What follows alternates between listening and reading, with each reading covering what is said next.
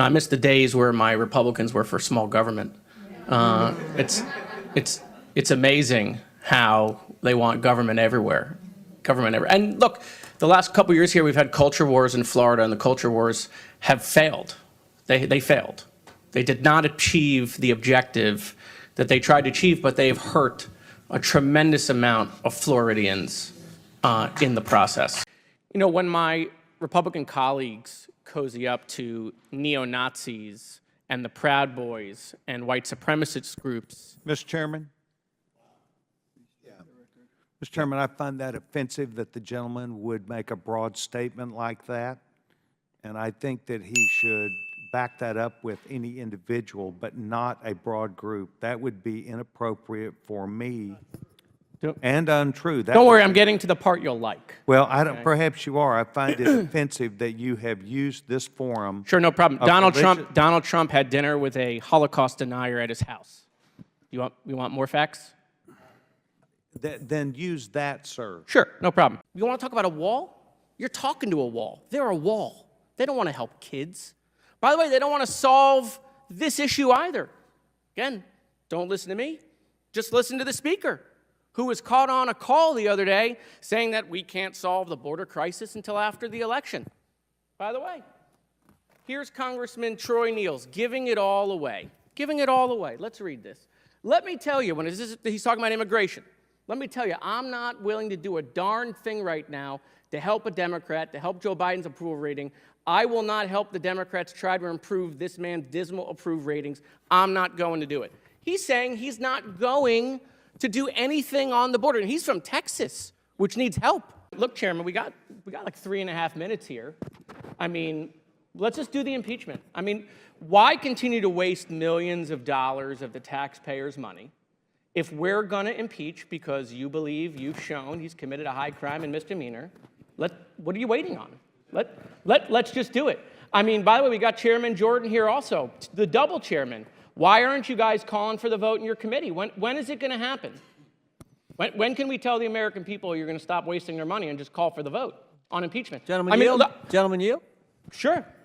We don't do snap impeachments like you guys. We actually do the facts. We do oversight according to the Constitution. You're never going to call for it. You're never going to call for it. I mean, now you can predict. You can predict the future. How do you know? You guys only have 6 more months probably in power, right, until the election. So are you going to do it in 2 months? Are you going to do it in 3 months? Like, tell the American people. Does the Constitution put a time limit on oversight? I didn't read that in the Constitution. If you believe you can't call for the impeachment now, then what you're admitting is you haven't yet proven that he's committed a high crime and misdemeanor. You haven't proven it yet. Otherwise, you would call for it, I assume. We're doing our work.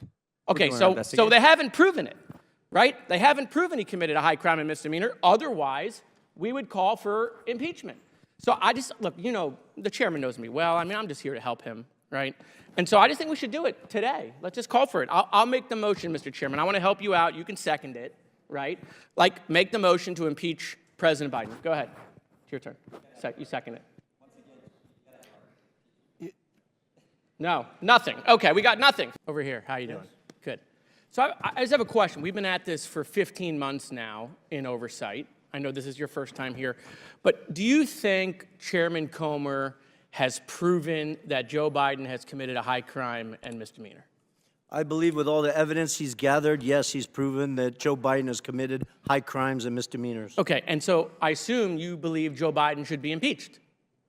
Well, that's up to you guys. But do you believe he should be impeached? It's yes or no. Do I personally believe you. Under constitutional... No. You personally, do you believe he should be impeached? I do. Okay, and you believe that because you believe Chairman Comer has proven that he committed a high crime and misdemeanor? No, because I know that he committed high crimes and misdemeanors. Okay. I was involved and saw them happen. Right, but obviously, with all the evidence, you must believe that all of these hearings for 15 months, that the chairman has proven that, right? You re-ask the question? Sure. I'll sum it up. I assume you believe he should be impeached, but my point is that the chairman has not yet moved for that. So I want to, with my last couple minutes, show the American people that they're never going to impeach Joe Biden. It's never going to happen because they don't have the evidence. Okay, this is a show. It's all fake. They just want to do these hearings. It's not leading to impeachment. They're lying to their base on Newsmax and Fox, leading these people to believe that they're going to eventually impeach the president. It's not going to happen at all, ever, period. They don't even have the votes, even if they had it in committee. They don't have the votes on the floor. They know that. They got members resigning rather than taking a vote on the fake faux impeachment. Just ask Ken Buck, who said the speaker ain't going to get me to take an unconstitutional impeachment vote. I mean, boy. I mean, so look, I mean, if these hearings were a success, right, if what we've been doing for the last 15 months had convinced the American people that Joe Biden committed a high crime and misdemeanor, you can be damn sure they would have called the vote by now, right? But they want it to go on.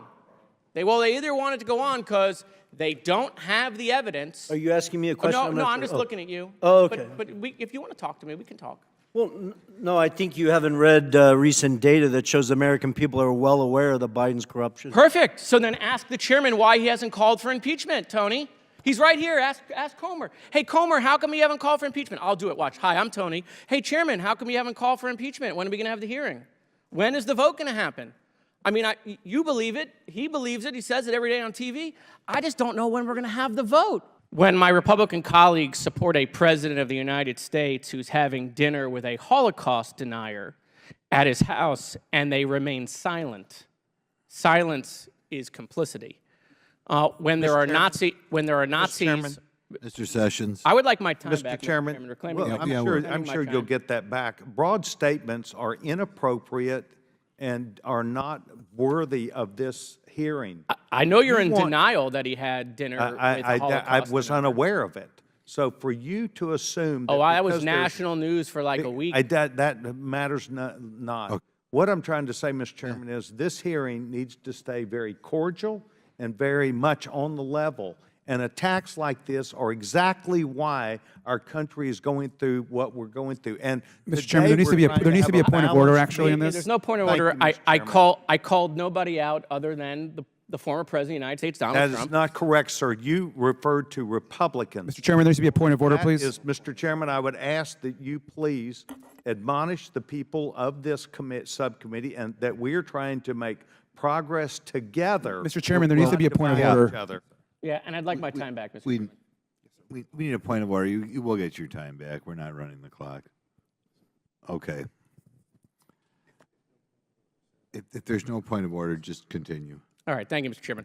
So I'll go back to what I was previously saying, is that when Republican colleagues, not all of them, but some Republican colleagues cozy up to neo-Nazis and the Proud Boys and white supremacist groups. Mr. Chairman, cut- I would like for Wait, you to wait. please. Sir, there's no point of order We need here. a point of order. I know this is Okay. uncomfortable, but I want to get through this. So it's just a paragraph, and we'll be fine. So much for free speech.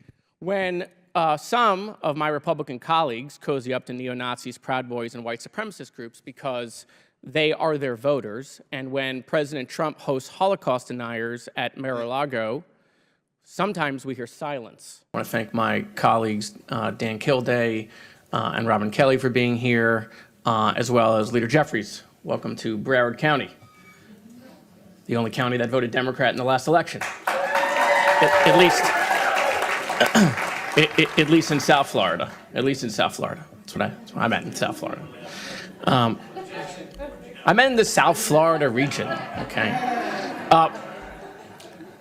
So a couple quick observations. What first is with what the Supreme Court, well, first, thank you to the witnesses for being here and thank you for sharing your stories. But one of the things that I find fascinating, but also very telling of the Florida Supreme Court is that the three newest justices, the three newest people onto the court, three women appointed by the governor, all voted for the 6-week abortion ban, but then voted against letting the voters decide.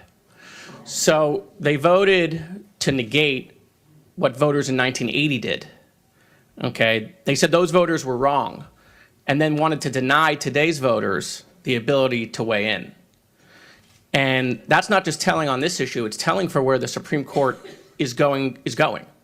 that the Florida Supreme Court now has a tilt to the right, a more extremist view with the three newest people in a 4-3 decision.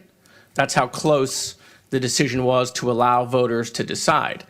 So obviously we're stuck in this moment, but also the concern about where this court is going should another justice retire and the governor get another appointment. So I think that bears notice. It also bears notice that those justices are also on the ballot for retainment. So if the voters also want to show their displeasure to those justices for their vote, they could also weigh in November. Thank you, Mr. Chairman. You know, we have failed to pass comprehensive immigration reform up here for decades. But if you listen to the witnesses, some of them, and if you listen to my colleagues, you would think the world didn't begin until President Biden was elected. You would think it was dinosaurs, the wheel, Jesus, the world was flat, the world was round, Biden was elected, every problem. Like nothing happened before. You know, people pretend like everything was just perfect. But you know what? One of my colleagues, when bringing up statistics, showed why this is a farce. She brought up that President Obama deported more people than President Trump. In fact, President Obama deported more people in each term than President Trump. Well, hold on a second. If the border wasn't a problem until President Biden was elected, then how were we deporting all of these people in administrations before Trump was elected? It's because this situation has been going on for decades. So stop lying to the American people that none of this happened until President Biden was elected. Yes, my colleagues passed H.R. 2. They did. It was a wonderful messaging bill. They knew when they passed it, it was dead on arrival in the Senate. And see, that's what this place does. The Senate passes bills that are dead in the House. The House passes bills that are dead in the Senate. They wash their hands with it, declare victory, and say, we did something. Okay? It's fake. You don't pass a bill that you know the other chamber isn't going to take and say, solve the problem. And it goes for the Senate, too. It's just not on the House. And by the way, there were some good policies in H.R. 2. There are things in H.R. 2 that I would vote for. There are things in H.R. 2 that are bipartisan to help secure the border. But there were things in H.R. 2 that were outrageous because it was never meant to become law. There are things in H.R. 2 that would potentially prevent Jews escaping the Holocaust from coming into the country. Because there's all sorts of changes to asylum. There's all sorts of, if you travel through a third country, you can't come in. There's all sorts of language in there that, again, was never meant to become law. And I don't think my colleagues, by the way, put that in there because they would want to prevent Jews from coming into this country. But we've seen what happens when there is language in laws that isn't intended, like what happened in the St. Louis in 1939, where there were laws that prevented Jews on a ship escaping Germany. We denied them because we applied things that weren't meant for that situation.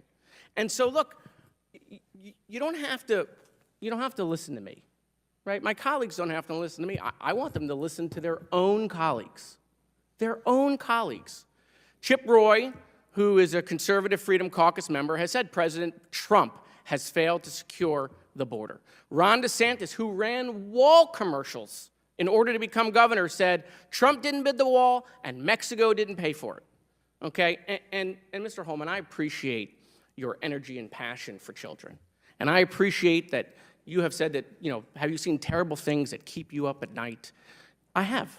I've seen parents in my neighborhood bury dozens of kids because they died at school, because mentally ill people have access to weapons in this country and body armor and go into movie theaters and churches and schools and shopping malls and gun down children.